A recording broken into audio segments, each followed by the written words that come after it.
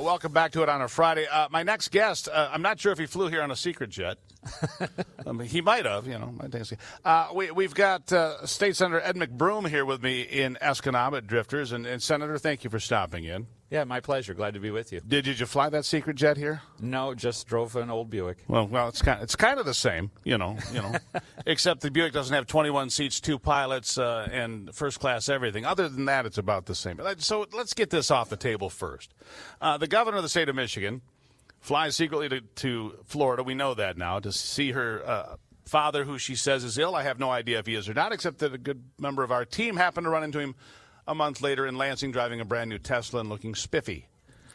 It's my grandfather's word, spiffy. Just go with it. You got it? All right, good. But my point being is secret flights, being paid in different ways. Can you pay for private flights on private jets owned by billionaires and take it out of your campaign fund? Is that legal? Only if it's campaign related, and certainly not. This one doesn't look to be. So what do you make of it? It seems, not just because of that, but also because she was visiting somebody when we were all told we can't go visit our sick loved ones in nursing homes. It all looks pretty suspicious, and it's very frustrating for everyone. It's unfair, for sure. In your district, people were saying goodbye to their loved ones by waving through the window because they couldn't see people. Or over Zoom, even worse, just using iPads. People dying alone. That's right. As we start to open things back up finally, because you're finally forcing things back open, what has to happen in your district here, Senator? What has to happen in the Upper Peninsula to try to recapture what was lost economically, financially, in the economy? Well, there's a lot of damage. I think it's almost impossible at this point to even understand the full extent of the damage that's been done. But clearly the Upper Peninsula's economy has always been very integrally connected with the usage of natural resources, whether it's forestry, mining, or agriculture. We need all of those things to be right now producing at their maximum level. We need regulatory agencies to work together to make sure that they are functioning at peak capacity. We need to make sure that the roads and such there's no blockages to these things. They need access. They need permission to go forward, and we can't hold them back. Do they need $300 a week from the federal government? What they need is workers. They need people working. But do the people of your district, do they need an extra $300 a week from the federal government in addition to, I think it's $368 from the state of Michigan? Or does that keep people from going to work at all? It sure seems to be keeping people from going to work. The employers I talk to right now, especially contractors, can't find people to get on jobs, and these are good-paying jobs, pay far more than $15 an hour, and yet people are choosing not to come in and take those jobs. So this is an important point because the Upper Peninsula of Michigan has some of the poorer areas as far as annual income, right? That's right. Fair to say. Absolutely. So right now could be boom times in the UP. You could be having timber industry, mining industry, because you look at what's going on with mining and metals right now, they're at all-time record highs. That's right. Timber's at an all-time record high. This could be not just jobs, careers. People that are driving trucks, whether they're hauling timber or hauling propane or hauling fuel, this could be boom times for families, couldn't it? Absolutely, especially on the transportation side of things where our truck driving population continues to get much older. We need new people coming into these jobs.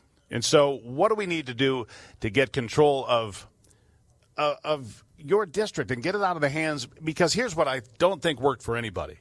Treating Wayne County the same as Delta County during the pandemic and lockdowns, that makes no sense whatsoever. No.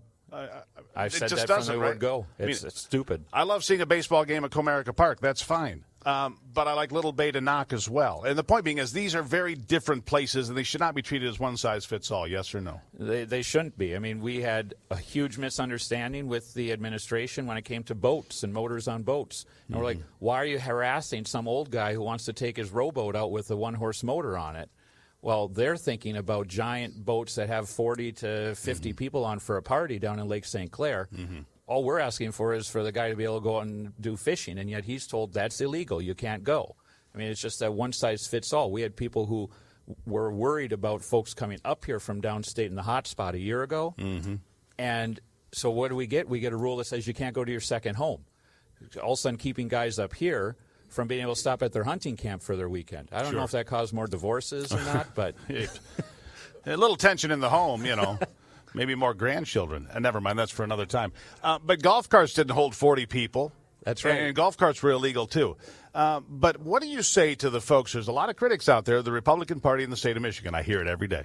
Me too. That you guys have not stood up to this governor, that you have rolled over, the leadership has not done its job, that your spine is made of jelly. I mean, I'm being fair. I'm not offended. I hear it all the time. Right. So what do you say to folks that say we need a stronger Republican Party? We need people to stand up. We need people to pursue some of these lawsuits, whatever it may be, to take the power back to the legislature. You are the elected representative for the people here. They didn't elect a dictator. So it's a complex answer because we did fight many things. We won many lawsuits where we could. We passed many bills. They got vetoed. And what a lot of folks have to understand is that we still have to follow the rules. We are elected and swear an oath to follow the Constitution, and it prescribes a certain methodology. Laws that were passed by preceding legislatures to us, we can challenge those to be whether they're constitutional or not, as we did, and we won on several of those. But other laws were upheld, and so therefore we have to work to repeal them. But we can't repeal them without either supermajorities or without the governor's signature, and the same with the executive orders. We can override them with new laws, but you have to have the supermajority to overcome a governor's veto or a governor who's cooperative. And right now we didn't have those things. So we won on quite a few fronts, right, but we lost on others. And, the petition folks went out and circulated a great petition to repeal a law that was declared unconstitutional. We're still waiting for the Secretary of State to get that over to us. I've got 1 minute left here. I want to ask you about one culture war issue, and that is